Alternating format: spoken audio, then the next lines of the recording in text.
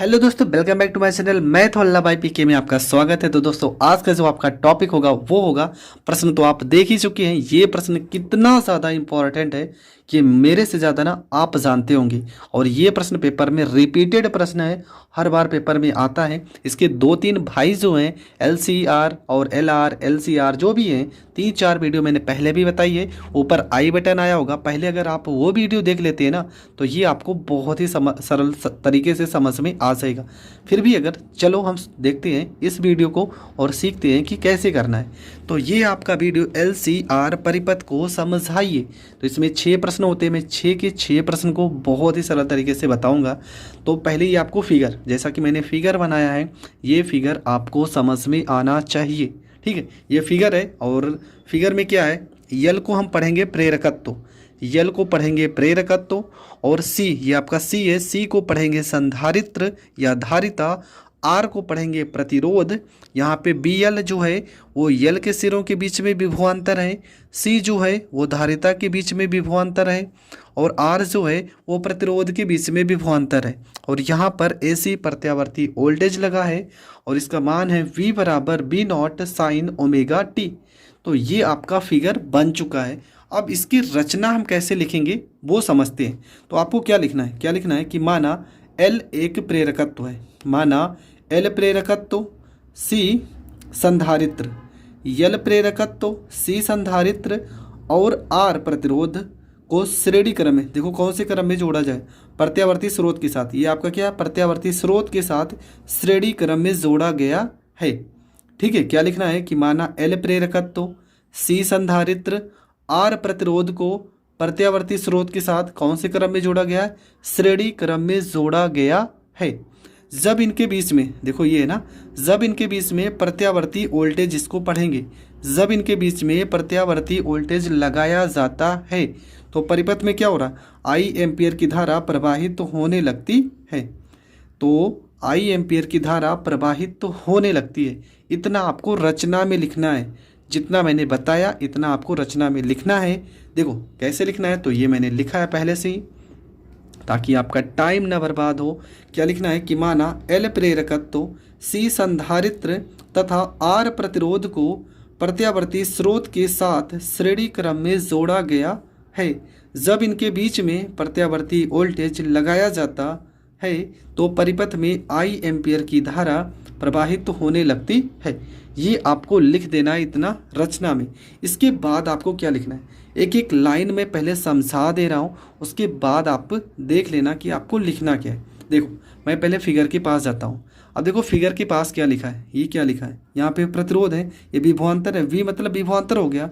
तो लिखेंगे कि ये आपका क्या है, प्रेरकत्व, प्रेरकत्व के सिरों, ठीक है, प्रेरकत्व L के सिरों के मध्य विभवांतर क्या है, ये आपका BL है। प्रतिरोध L के सिरों के मध्य विभवांतर आपका क्या होगा, BL। और BL को हम लिखेंगे विभवांतर के लिए IXL। तो ये सारी चीज़ों को मैं बता रहा हूँ, आपको कैसे लिखना है वो बाद में देखना, पहले हर एक चीज़ को हम अच्छे से समझ लेते हैं। तो चलो शुरू करते हैं। ठीक है, तो हम क्या लिखेंगे, यहाँ पे लिखेंगे प्रेरकत्व। ठीक है, प्रेरकत्व, थोड़ा मैं तेज़ लिख रहा हूँ, आपको राइटिंग से मतलब नहीं, मैंने नोट्स में लिखा है, जैसे मैं कॉपी में लिखा हूँ वैसे ही आपको लिखना है। पहले समझ लो, प्रेरकत्व L के सिरों के, L के सिरों के मध्य, और ये आपका क्या हो जाएगा, ये हो जाएगा आपका विभवांतर। ठीक है, क्या हो जाएगा, प्रेरकत्व L, जो पहले ऊपर वाला फिगर था ना, कुछ इस तरह से था फिगर। यहाँ पे आपका L था, इसके बाद यहाँ पे धारिता था, इसके बाद यहाँ पे आपका प्रतिरोध था। ठीक है, यहाँ पे इसके बाद प्रतिरोध था। इसके बाद हम क्या लिखेंगे, जब विभवांतर लिखेंगे ना, L के लिए लिख रहे हैं तो यहाँ पे V लिखेंगे, और L के लिए लिख रहे हैं तो यहाँ पे L लिखेंगे। और ये हो जाएगा आपका I, यहाँ पे X और यहाँ पे L। इससे गुणा नहीं पढ़ेंगे, X पढ़ेंगे। इसके बाद प्रेरकत्व के बाद क्या था, संधारित्र था, तो लिखेंगे संधारित्र, संधारित्र C के सिरों के मध्य, के सिरों के मध्य विभवांतर। ठीक है, के सिरों के मध्य विभवांतर, यहाँ पे B, यहाँ पे C हो जाएगा। और जब C के मध्य में विभवांतर लिखेंगे तो I, यहाँ पे X, यहाँ पे C। ये समीकरण फर्स्ट, ये आपका हो जाएगा समीकरण सेकंड। इसके बाद क्या था, प्रतिरोध था, तो लिखेंगे प्रतिरोध R के सिरों के मध्य विभवांतर, R के सिरों के मध्य विभवांतर। जब R के सिरों के मध्य विभवांतर तो यहाँ V, आर है तो यहाँ पे आर लिखेंगे, बराबर आपका देखो अब इस वाले में आई वी बराबर फार्मूला हमने पढ़ा था ओम का नियम, क्या आई इंटू आर, तो वही तो लिखना है। तो यहाँ पे लिखेंगे आई आर और ये हो जाएगा आपका समीकरण सेकंड। तो इसके पहले के डेरिवेशन में मैंने यही चीज़ बताया है कि जो विभवांतर होता है ना, जो विभवांतर वी एल होता है, ये धारा आई से 90 अंश अग्रगामी होता है। 90 अंश अग्रगामी मतलब आगे की ओर होता है। और जो आपका बी सी होता है, ठीक है, मतलब संधारित्र विभवांतर बी सी धारा आई के सदैव 90 अंश पश्चगामी होता है। क्या होता है? पश्चगामी होता है। और जो बी आर होता है ना, बी आर, वो धारा आई के समान कला में होता है, समान कला में होता है। ये लाइन आप बार बार हर एक डेरिवेशन में पढ़े हो, इसलिए मैं कह रहा हूँ पहले वो डेरिवेशन ज़रूर देख लेना, ठीक है। जो यल होता है वो धारा आई के 90 अंश अग्रगामी होगा, जो धारा बी सी होगा विभवांतर, ठीक है, विभवांतर जो बी सी होगा वो धारा आई के 90 अंश पश्चगामी होगा। और जो बी आर होगा वो धारा आई के समान कला में होगा, समान कला में होगा। अतः इनके बीच में, मतलब किनके बीच में? इन तीनों के बीच में। अतः इनके बीच में कालांतर कितना होगा? इनके बीच में कालांतर, ठीक है, कालांतर कितना होगा? देखो 90 90 180, और तो कुछ है नहीं, तो इनके बीच में कालांतर जो होगा वो 180 अंश का होगा। कालांतर कितना हो जाएगा? कालांतर हो जाएगा 180 अंश। यहाँ तक भी आप समझ गए होंगे, कालांतर 180 अंश होगा। अब देखो आगे क्या होगा। आगे आपका आएगा परिणामी वोल्टेज, ठीक है। क्या? ये तो आपकी पहली, ये पूरा पहली हेडिंग में आपको लिखना है, ठीक है, चित्र बनाना है। और चित्र बनाने के बाद ये आपको पूरी पहली हेडिंग में लिखना है परिपथ का चित्र डाल के। इसके बाद नंबर 2 आपका जो हेडिंग आता है, नंबर 2 हेडिंग आती है परिणामी वोल्टेज। क्या आती है? परिणामी वोल्टेज, ठीक है। परिणामी वोल्टेज में आपको क्या लिखना है? परिणामी वोल्टेज या तो विभवांतर भी इसे कहते हैं। तो फार्मूला होता है यहाँ पे बी का स्क्वायर। क्या होता है? बी का स्क्वायर बराबर, हमेशा बी एल में से हम बी सी को घटाएंगे, अगर सी रहेगा तो B L minus B C का होल स्क्वायर, और आर वाली वैल्यू को जोड़ देते हैं बी आर स्क्वायर, ठीक है। यहाँ से अगर आपका स्क्वायर हटेगा तो यहाँ पे अंडर रूट आ जाएगा बी एल माइनस में बी सी पूरे का होल स्क्वायर, प्लस में यहाँ बी का स्क्वायर, यहाँ पे आर हो जाएगा, ठीक है। क्या हो जाएगा?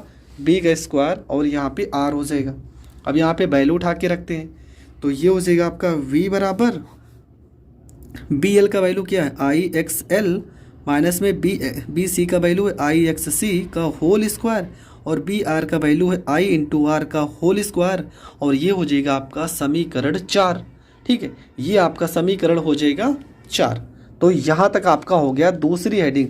मतलब अगर एलसीआर का सवाल होगा और आपसे परिणामी वोल्टेज निकालने को कहा जाएगा तो आप ये वाला फार्मूला लगाओगे। इसके बाद तीसरी जो हेडिंग आती है वो आती है आपकी प्रतिबाधा। प्रतिबाधा मतलब प्रतिरोध, और प्रतिरोध को आर से ना लिख के यहाँ पे प्रतिबाधा को हम जेड से लिखेंगे। तो इसका फार्मूला क्या होगा? सीधा आप लिखोगे समीकरण 4 से। समीकरण 4 क्या है? यही तो है। तो यहाँ लिखेंगे v बराबर अंडर रूट यहाँ पे आई एक्स एल माइनस आई एक्स सी पूरे का होल स्क्वायर, प्लस में यहाँ पे आई आर का होल स्क्वायर हो जाएगा। इसके बाद क्या करोगे? यहाँ पे हो जाएगा आपका v बराबर अंडर रूट, अगर देखा जाए तो आई यहाँ पर भी है, आई यहाँ पर भी है, तो आई को अगर बाहर कॉमन करोगे तो स्क्वायर भी तो लगा है, तो स्क्वायर बाहर आ जाएगा, अंदर हो जाएगा एक्सएल माइनस में एक्स सी का होल स्क्वायर, और यहाँ पे आई स्क्वायर हो जाएगा और आर स्क्वायर हो जाएगा। इतना तो आपको पता ही होगा, ब्रैकेट में अगर आई है बाहर निकालोगे तो स्क्वायर लगा है तो स्क्वायर होगा। अब आई देखो यहाँ पर भी है, यहाँ पर भी हम कॉमन करते हैं, और कॉमन करके जब आई रूट से बाहर लगाओगे तो आई हो जाएगा, और अंदर आपका क्या बचेगा? एक्सएल माइनस में एक्स सी का होल स्क्वायर, प्लस में क्या हो जाएगा? ये हो जाएगा आपका आर का होल स्क्वायर, ठीक है। अब देखो ये आई इधर गुणे में, इधर कहाँ आएगा? भाग में, तो बी बटे में आई हो जाएगा, और बराबर यहाँ पे हो जाएगा एक्सएल माइनस में एक्स सी का होल स्क्वायर, प्लस में आर स्क्वायर हो जाएगा, और बी बटे आई ये आपका क्या हो जाएगा? ये हो जाएगा आपका जेड। और देखो यहाँ पे कुछ वैल्यू है, हम पहले ही बताए हैं एक्सएल की जगह पे हम ओमेगा एल लिख सकते हैं, और एक्स सी की जगह पे 1/में ओमेगा सी लिख सकते हैं, ठीक है। ये मैंने पहले ही बताया है, प्रेरण प्रतिघात के लिए, तो यहाँ पे हो जाएगा अंडर रूड एक्सएल की जगह पे हो जाएगा ओमेगा एल और एक्स सी की जगह पे हो जाएगा 1 में ओमेगा सी का होल स्क्वायर प्लस में यहाँ पे हो जाएगा आर का स्क्वायर। ठीक है, तो ये आपका आ जाएगा प्रतिबाधा का सूत्र। अगर सवाल में प्रतिबाधा का सवाल रहेगा तो आपको ये वाला फार्मूला लगाना है। तो ये आपका समीकरण बन जाएगा 5। समीकरण क्या बन गया 5। इसके बाद क्या लिखेंगे, अगली हेडिंग आपकी आती है अधिकतम धारा, अधिकतम और यहाँ पे हो जाएगी धारा। ठीक है, अधिकतम धारा क्या होता है, फार्मूला होता है आई नॉट बराबर बी नॉट बटे में जेड। ये होता है अधिकतम धारा का फार्मूला। तो यहाँ पे लिखेंगे आई नॉट और ये हो जाएगा आपका बी नॉट बटे में क्या लिखा है, बटे में लिखा है जेड और जेड का वैल्यू क्या है, तो ये तो ऊपर निकाल ही हो। यहाँ पे हो जाएगा ओमेगा एल माइनस में ओमेगा सी पूरे का होल स्क्वायर प्लस में आर का स्क्वायर। ये हो जाएगा आपका समीकरण 6। तो ये आपका अधिकतम धारा निकल गया। इसके बाद हेडिंग आती है धारा और वोल्टेज के मध्य कलांतर। ठीक है, धारा और वोल्टेज के मध्य आपका आ जाएगा कलांतर। तो इसका फार्मूला क्या होता है, ये होता है आपका tan फाई बराबर यहाँ पे हो जाएगा बी एल माइनस में बी सी, क्या होगा बी एल माइनस में बी सी बटे में हो जाएगा आपका बी आर हो जाएगा। ये होता है धारा और वोल्टेज के मध्य कालांतर का फार्मूला। तो यहाँ पे लिखेंगे tan फाई बराबर बी एल का वैल्यू क्या लिखे थे शुरुआत में आई एक्स एल माइनस में आई एक्स सी और बटे में क्या हो जाएगा आई इंटू आर। हम यहाँ से क्या करेंगे, देखो आई कॉमन हो रहा है तो आई को करेंगे कॉमन। यहाँ पे हो जाएगा x, यहाँ पे l, यहाँ पे x, यहाँ पे c और बटे में क्या हो जाएगा आई इंटू आर। देखो आई से आई कट जाएगा, आई से आई कट जाएगा तो यहाँ पे बचेगा tan फाई बराबर एक्स एल माइनस में एक्स सी बटे में आर हो जाएगा। और बराबर अगर हम फाई को यहाँ पे रोक लेते हैं तो tan को इधर भेजोगे क्या हो जाएगा tan inverse x L minus में एक्स सी और बटे में क्या हो जाएगा, बटे में हो जाएगा आपका r। तो ये आपका डेरिवेशन यहाँ पे कंप्लीट होगा। एक्सएल की जगह पे वैल्यू हम रख सकती हैं ओमेगा एल और एक्स सी की जगह पे हम रख सकती हैं 1 में ओमेगा सी। तो यहाँ तक आपको समझ में आ गया होगा कि हमने हल कैसे किया है। लेकिन आपको पेपर में कैसे लिखना है ना, वो तो मैंने कहा था कि बाद में लिखना। अभी आपने समझ लिया है, अब आपको लिखना कैसे है वो समझते हैं। तो इसके बाद हमने रचना तो समझा ही दी थी, फिर आपको क्या लिखना है, प्रेरकत्व एल के सिरों के मध्य विभवांतर वी एल बराबर आई एक्स एल हो जाएगा, समीकरण फर्स्ट हो जाएगा। असंधारित्र सी के सिरों के मध्य विभवांतर वी सी बराबर आई एक्स सी हो जाएगा। प्रतिरोध आर के सिरों के मध्य विभवांतर वी आर बराबर आई इंटू आर हो जाएगा, समीकरण 3 हो जाएगा। विभवांतर बी एल जो होता है वो धारा आई से 90 अंश अग्रगामी होता है, जो बी सी होता है धारा आई से 90 अंश पश्चगामी होता है। अगला जो होता है विभवांतर बी आर धारा आई की क्या समान कला में होता है और इनके बीच में कलांतर कितना होगा 180 अंश का, यहाँ पे कला में है। ठीक है, कला में है और इनके बीच कलांतर कितना हो जाएगा 180। ये सारी चीज़ें मैंने पहले ही बता दी। इसके बाद आपकी दूसरी हेडिंग क्या आती है, परिणामी वोल्टेज जिसे हम विभवांतर भी कहते हैं। फार्मूला होगा बी का स्क्वायर बराबर अंडर रूट बी ब्रैकेट में B L minus B C का होल स्क्वायर प्लस में बी आर का स्क्वायर। यहाँ पे स्क्वायर हटाए, देखो यहाँ से स्क्वायर हटा दिए ना, स्क्वायर हटाओगे तो यहाँ रूट लगेगा और ये B L minus B C का whole square plus B R का स्क्वायर। बी एल का वैल्यू क्या था आई एक्स एल और बी सी का वैल्यू क्या था आई एक्स सी पूरे का whole square plus B R का वैल्यू क्या आई आर पूरे का होल स्क्वायर। और इसको आपने माना था समीकरण 4, तो समीकरण 4 आपका बन गया। इसके बाद आप क्या करोगे, इसके बाद आपको निकालना है प्रतिबाधा समीकरण 4 से। हमने समीकरण 4 यहाँ पर लिखा है, देखो आई यहाँ पर भी है यहाँ पर भी है, ब्रैकेट के अंदर है तो स्क्वायर लगा है तो बाहर निकालोगे तो स्क्वायर हो जाएगा। अंदर एक्स यहाँ पे सॉरी ये एल नहीं सी है, X C X L minus में एक्स सी का whole square plus I square R square. I देखो यहाँ पर भी है यहाँ पर भी है, इसे ब्रैकेट के बाहर कॉमन करेंगे तो स्क्वायर से ये अंडर रूट कट जाएगा तो यहाँ पर आई हो जाएगा। अंदर एक्स एल माइनस में एक्स सी का होल स्क्वायर प्लस आर का स्क्वायर। एक्स एल का वैल्यू क्या है, देखो एक्स एल की जगह पे ओमेगा एल और एक्स सी की जगह पे 1 ओमेगा सी, बाहर स्क्वायर है तो यहाँ पर स्क्वायर हो गया। ये आपका बन गया समीकरण 5। इसके बाद क्या होता है, अगली अगली हेडिंग आपकी क्या है, अधिकतम धारा। तो अधिकतम धारा का फार्मूला आई नॉट बराबर हो जाएगा आपका बी नॉट बटे में जेड, और बी नॉट बटे में जेड की जगह पे हम क्या लिखेंगे, जेड का वैल्यू देखो ऊपर लिखिए हो, उठाकर यहाँ पे रख देना है। ये हो जाएगा आपका समीकरण 6। इसके बाद लास्ट हेडिंग क्या थी, धारा और वोल्टेज के मध्य कालांतर। तो ये भी हमने बताया था tan फाई बराबर B L minus B C बटे बी आर होगा। बी एल का वैल्यू समीकरण फर्स्ट से, बी सी का वैल्यू, बी आर का वैल्यू, आई देखो कॉमन हो रहा है, कॉमन कर लिए, आई से आई कट गया, यहाँ पर बचा एक्सएल माइनस में एक्स सी पूरे के बटे में आर। एक्सएल का वैल्यू आप रख सकते हो ओमेगा एल, एक्स सी की वैल्यू ओमेगा सी। यहाँ से अगर 10 को इस साइड भेजेंगे तो यहाँ पे 5 हो जाएगा, 10 इस साइड जाएगा तो inverse omega L minus omega C बटे में आर हो जाएगा। अब इसका लास्ट जो हेडिंग है वो है फेजर ग्राफ।